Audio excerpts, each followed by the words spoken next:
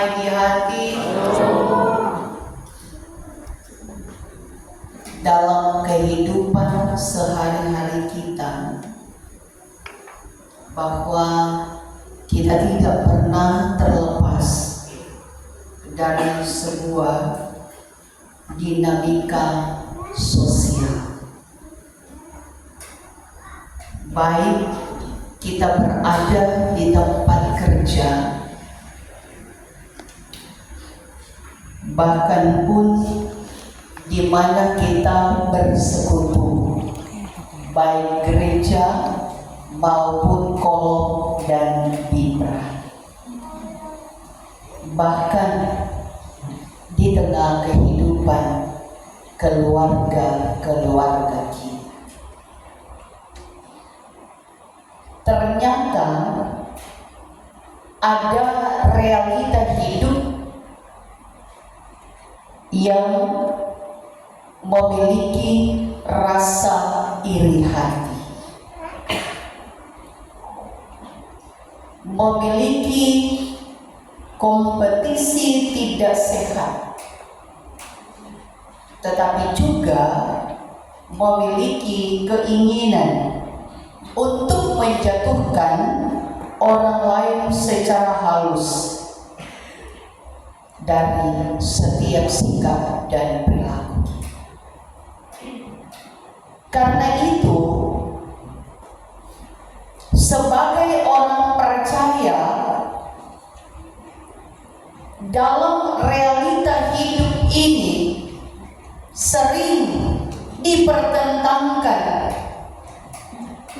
sebenarnya mana yang harus kita dapat lakukan yang baik dan benar, dan mana yang tidak baik dan harus kita tinggalkan, yang disebut sebagai warga negara dan sebagai warga kerajaan Allah. Karena itu di kesempatan ini mari kita belajar melalui Injil Matius pasal 22 ayat 15 sampai 22. Berbicara tentang saat Yesus berada di Yerusalem dan sedang mengajar di Bait Allah. Perikop ini adalah lanjutan dari cerita yang sebelumnya yang Tuhan ajarkan ketika dia ada di Yerusalem. Ketika Yesus menegur para tokoh-tokoh Yahudi dengan 3 buah perumpamaan yang memunculkan mereka memiliki rasa marah, rasa benci dan seterusnya terhadap Yesus.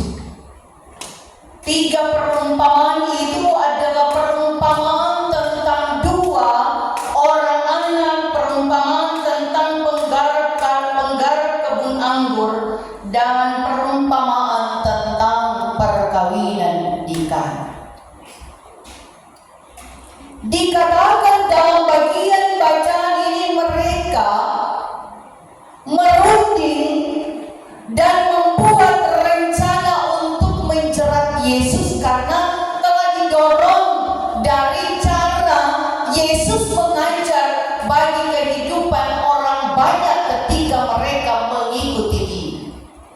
Mulai muncul tuh rasa iri, rasa benci, karena mereka bilang sok ada yang jadi dompet.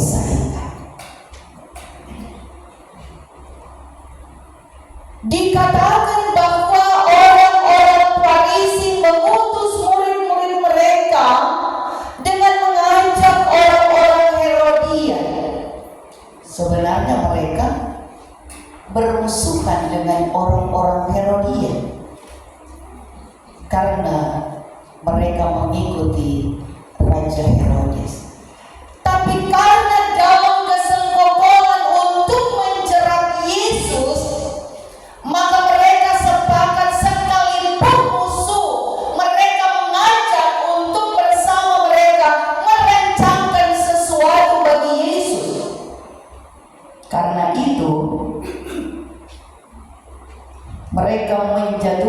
Yesus dengan sebuah pertanyaan yang mereka sampaikan kepada Yesus.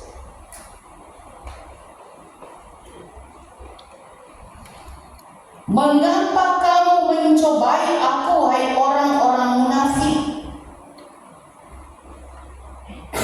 Tunjukkanlah kepadaku mata uang untuk pajak itu.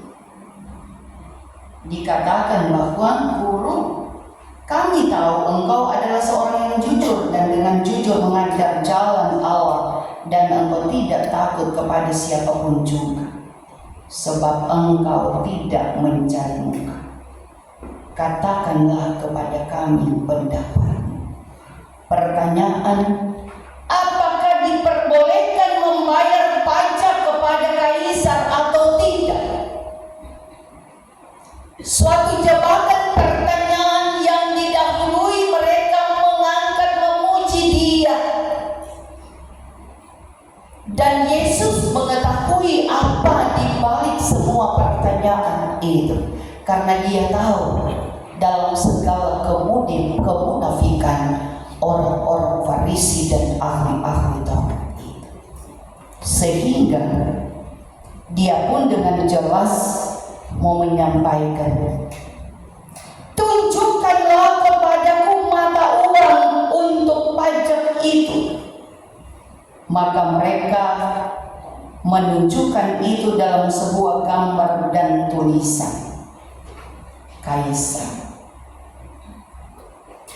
yang mereka harapkan bahwa Yesus tidak akan mampu menjawab, karena ketika Dia menjawab ya atau tidak, pasti ada jebakan untuk membawa Dia pada sebuah perbuatan yang tidak benar dalam pandangan mereka.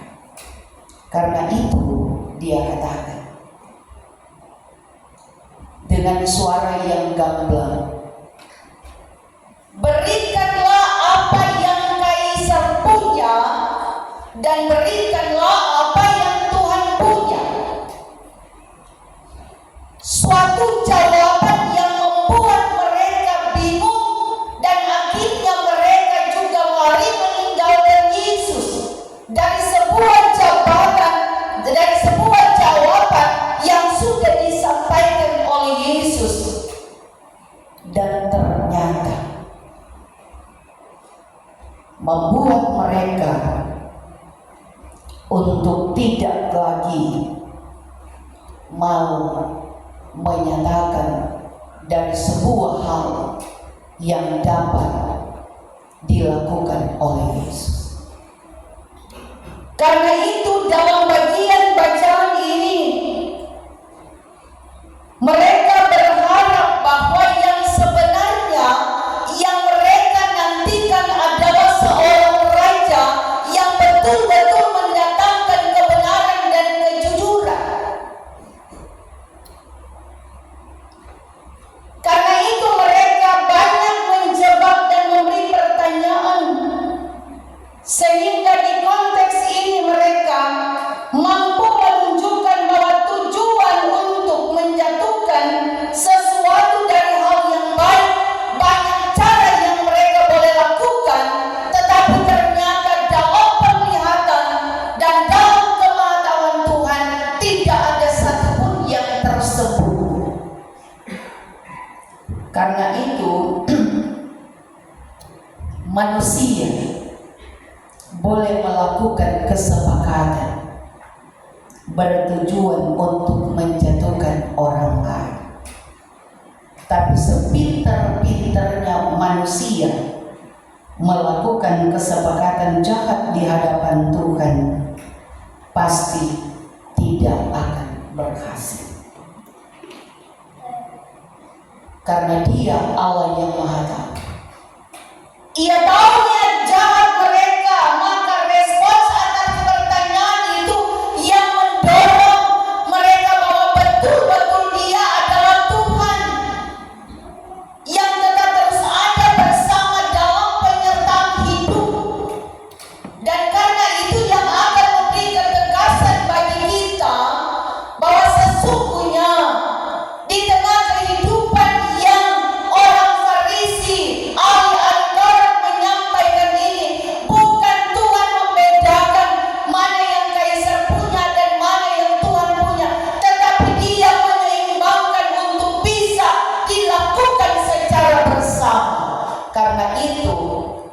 pemerintah menganjurkan untuk masyarakat membayar pajak.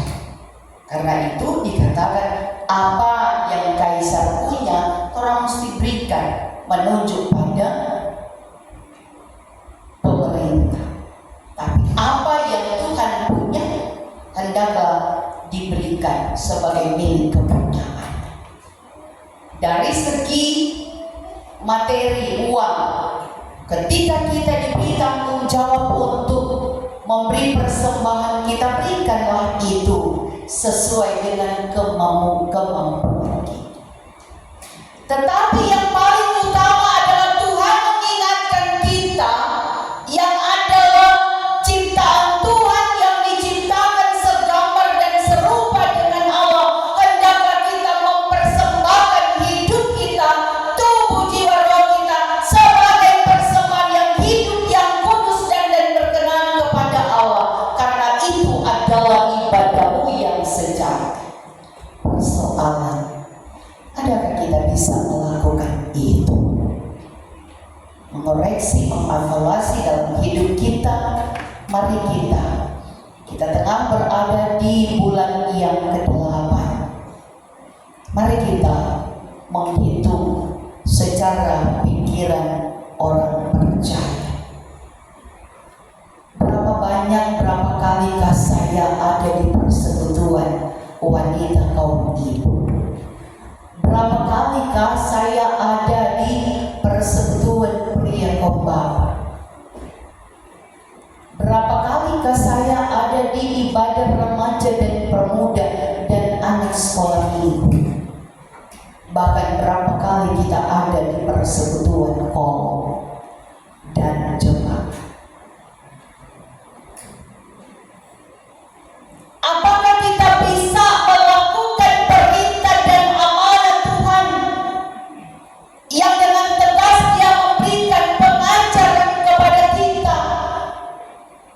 Karena dengan kita melakukan dua hak kewajiban itu sebagai warga negara yang baik dan sebagai warga kerajaan Allah yang sejati, lakukanlah itu dalam ketulusan dan kemurnian itu. Maka di dalamnya ada berkat Tuhan yang Dia siapkan dalam hidup kita. Jangan orang cuma mau lihat orang kekurangan. Kadang orang ada di persekutuan kurang mulia. Napa itu firman depan nak dapat lihat. Napa itu firman cuma dapat lihat di ibadah kalau baju baru. Napa itu firman dapat lihat di gereja kalau dia sepatu baru, tas baru.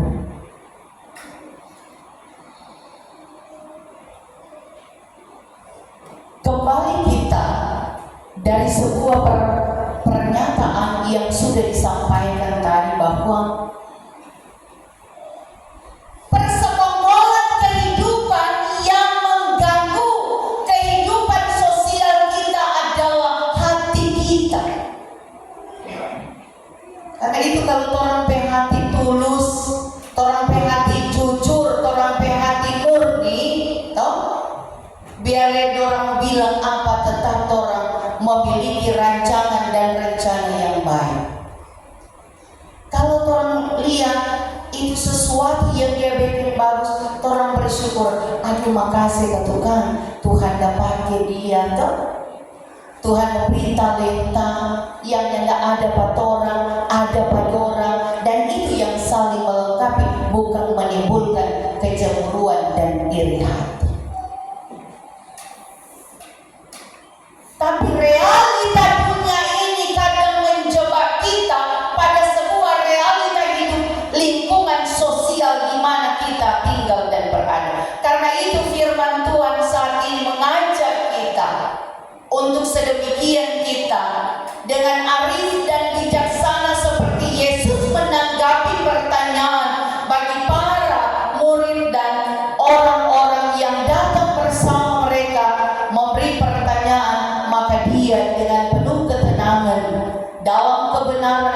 kejujuran, dia mampu menjawab untuk menetralisir setiap keadaan dan situasi kehidupan yang ada.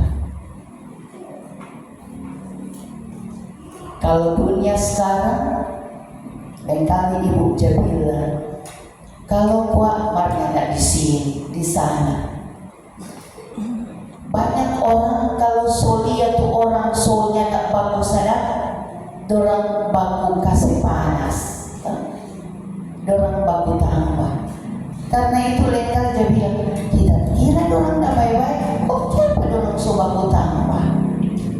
Karena besti. Karena tangan. Persekongkolan yang jahat, firman Tuhan mengatakan bahwa dia tahu, dia kenal, karena dia Allah yang maha tahu apa yang kita pikirkan. Dia Allah yang maha tahu apa yang sementara kita rancangkan. Karena itu sering orang bilang, sebelum keluar dari mulut hambamu, Allah telah mengetahui apa yang kami maksudkan dalam doa dan pinta kita. Tidak ada yang tersembunyi dalam setiap kehidupan ini. Karena itu pengakuan iman kita dengan belajar firman, mari kita mengintrospeksi diri sambil berubah dengan kebiasaan karakter kehidupan kita yang sering kali bersekongkol dengan yang tidak baik, untuk kiranya kita hidup dalam pembaharuan yang baru untuk saling melengkapi satu dengan yang lain dalam setiap panggilan pelayanan, sehingga tidak ada yang menjebak kita pada hal-hal yang tidak benar, tetapi kita akan ada pada sebuah jebakan yang benar, tetapi juga menjadi berkat bagi semua orang. Maka Tuhan Yesus memberkati kita. Amin.